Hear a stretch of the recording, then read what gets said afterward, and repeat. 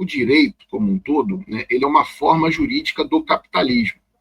Isso também vale para o direito internacional.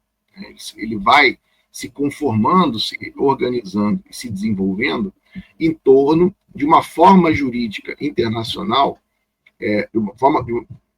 a forma jurídica vai se conformando, se consolidando, se desenvolvendo em torno de uma forma política muito específica, né, no plano internacional, que eu chamo de imperialismo. Né? Ou seja, a ordem política que vai conformando as relações internacionais é o imperialismo. E como a forma jurídica é o reflexo disso, ela vai se desdobrando em torno disso, a gente vai percebendo que toda normatividade, né, todos os tratados, as regras, os acordos, que as organizações internacionais, né, as instituições internacionais, elas são o resultado desse desdobramento.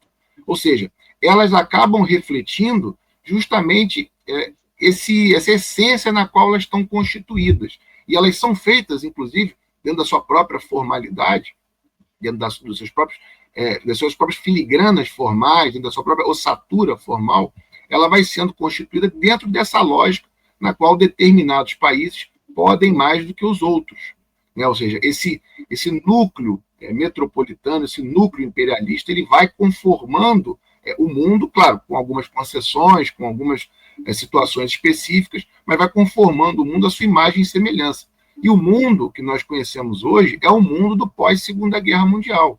E esse mundo do pós-Segunda Guerra Mundial teve, desde a sua gênese, lá no pós-45, os Estados Unidos com uma dianteira perante as outras grandes potências mundiais europeias, que outrora estiveram à frente, pelo menos aí, durante a Primeira Guerra Mundial. Mas da segunda em diante, vai se conformando um núcleo metropolitano, ou seja, aquele núcleo que está no poder, com os Estados Unidos na sua dianteira e os europeus ocidentais como sócios minoritários. E é esse núcleo que, de alguma maneira, vai conformando, vai criando, vai desenvolvendo e pressionando ao mesmo tempo essas instituições internacionais que nada mais vão fazer do que reforçar o consenso em torno da hegemonia estadunidense, em torno dessa força, esse reconhecimento que os Estados Unidos estão na dianteira desse processo. Os Estados Unidos vão se amparar no pós-Segunda Guerra não apenas pelas instituições internacionais, mas também por determinadas práticas internacionais, como a própria adoção do dólar como moeda internacional. Não está escrito em lugar nenhum que o dólar deve ser a moeda internacional, mas a prática internacional leva a isso. E o momento que a gente vive hoje é um momento de crise desse arranjo. Não é à toa que, inclusive, um tema que está muito em voga hoje é o debate sobre a desdolarização.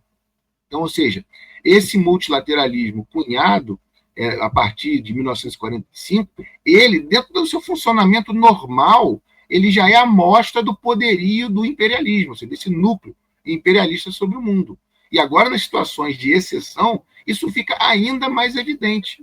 Então, ou seja, falar da inércia ou da impossibilidade de ação das organizações internacionais é só reforçar algo que está no âmago delas, ou seja, elas não estão aí para poder proteger os povos do mundo da barbárie. Elas estão aí para manter, de alguma maneira, essa barbárie sob a égide de um determinado grupo de países, esses países que têm os Estados Unidos na sua dianteira. Isso é importante pontuar. Né? Muita gente hoje, em meio à crise, como alternativa, tenta se agarrar ao multilateralismo. Mas se agarrar ao multilateralismo é uma coisa que tentar sair do buraco se puxando pelo próprio cabelo. Ou seja, ele é uma expressão desse mundo no qual nós vivemos. Então, não é o multilateralismo que vai salvar a população em Gaza. Né? É, sim, a luta política, a determinação, não só de Gaza, mas também dos povos do mundo, como pelo menos o Irã e o Iêmen vêm demonstrando.